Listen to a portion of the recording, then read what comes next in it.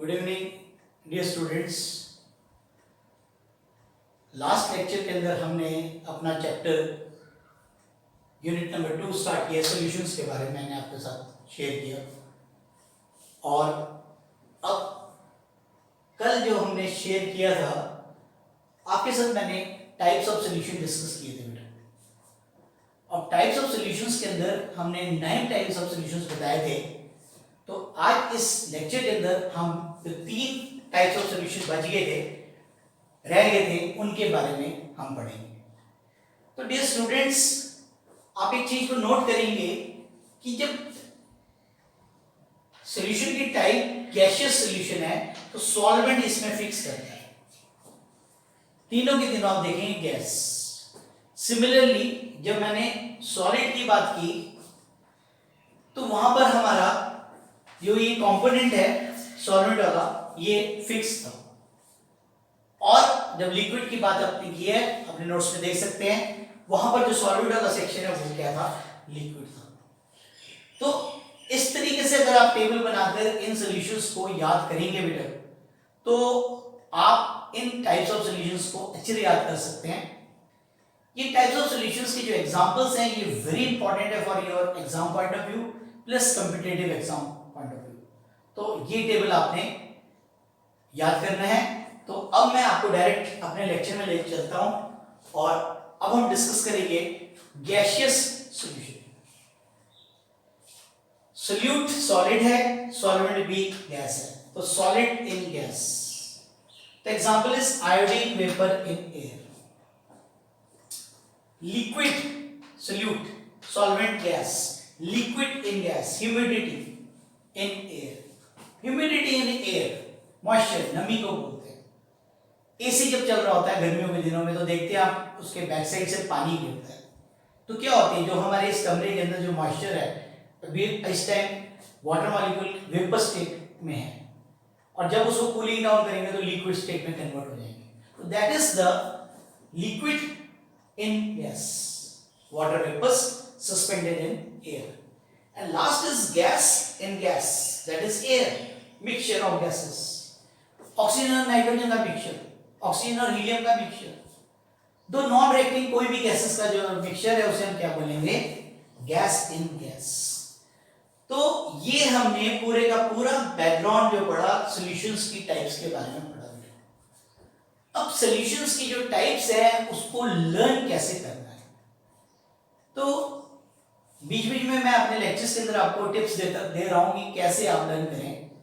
एक बात होती है कि भाई हमने एक चीज याद कर ली, समझ आ गया हमें, और फिर जब हम उसको दोबारा जब टेस्ट लिया जाता है या जब आप उसको रिप्रोड्यूस करके लिख के बिना देखे लिखने की कोशिश करते हैं तो काफी बच्चे उसको भूल जाते हैं और फिर उनको समझ नहीं आता मैंने क्या याद किया था, क्या कैसे भूल गया मैं, तो काफी सारा उसके दिमाग में बर्डन पड़ता है। तो इसके लिए मैंने आपको यूनिट नंबर 1 के अंदर भी जब मैंने आपको टाइप्स ऑफ यूनिट सेल बताया था तो मैंने आपको बताया था एक चार्ट लेना है A4 साइज का, और उसके अंदर आपने टेबल्स कॉलम्स बनाने हैं, और कॉलम्स बनाकर आपने axial length, axial angle, types of unit cell और उसके एग्जांपल्स वो भर लेना है। आज भी मैं आपको यही आपको काम दे रहा हूँ। कल और आज के लेक्चर को मिलाकर आपने टाइप्स ऑफ सॉल्यूशन जो है 9 प्रकार के सॉल्यूशंस हैं, इसको आपने उसी तरीके से A4 के कागज पे बना लेना है स्केच पेन की मदद से लेते हुए अच्छी राइटिंग के अंदर, और उसको आपके जो चैप्टर सॉल्यूशन चैप्टर स्टार्ट हुआ है उसके फर्स्ट पेज के ऊपर आपने उसको पेस्ट कर लेना है। तो जब भी आपको टाइम मिले, फ्री टाइम मिले, तो आप उसको पढ़ सकते हैं, आपको याद होगा, और जितनी बार ज्यादा आप इसको देखेंगे तो आपको मेमोराइज हो जाएगा। ऐसा ही बिल्कुल हमने यूनिट नंबर 3 के अंदर जब मैंने आपको प्लस 1 में पढ़ाया था तो पीरियोडिक टेबल आपको मैंने बनवाकर आपने सबने अपनी पीरियोडिक टेबल को बनाकर अपनी कॉपी के ऊपर चिपकाया था, जिससे कि आपको एलिमेंट्स याद हो गए। तो इसी तरीके से आप करते हुए अब आज का जो नेक्स्ट आर्टिकल है that is expressing concentration of the solution. जो सॉल्यूशन की बात हम पढ़ रहे हैं इसको एक्सप्रेस कैसे करना है अपने इसके अंदर, सॉल्यूशन को किस कंसंट्रेशन की फॉर्म में एक्सप्रेस करना है। तो सबसे पहले है हमारे पास percentage by mass and second is percentage by volume. Percentage by mass, mass का मतलब है ठोस, तो दो कंपोनेंट अगर ठोस है हमारे पास तो उसमें हमारी यूज होगी परसेंटेज बाय मास। अगर दोनों तरल है या दोनों गैसेस हैं तो that is percentage by volume. अब कैसे करना है, इसके न्यूमेरिकल्स आपने कैलकुलेट करना है, उसके बारे में मैं आपको बताने जा रहा हूं कि सपोज एक कंपोनेंट है ए 20 ग्राम्स है और दूसरा कंपोनेंट है बी 30 ग्राम्स। अब ए की परसेंट निकालनी है, बी की परसेंटेज निकालनी है। 20 plus 30 50, 20 divide by 50 into 100, 30 divide by 50 into 100, तो दोनों की परसेंटेज ए और बी की परसेंटेज निकल जाएगी। And that means what, that is percentage by mass. Clear हो गया होगा। अब बात करेंगे percentage by volume.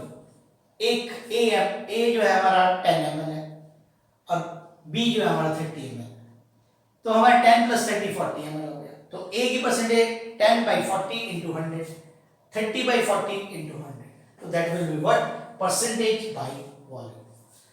Next topic is strength of the solution. What is the definition? Amount of solute in grams present per liter of solution is called as strength of the solution.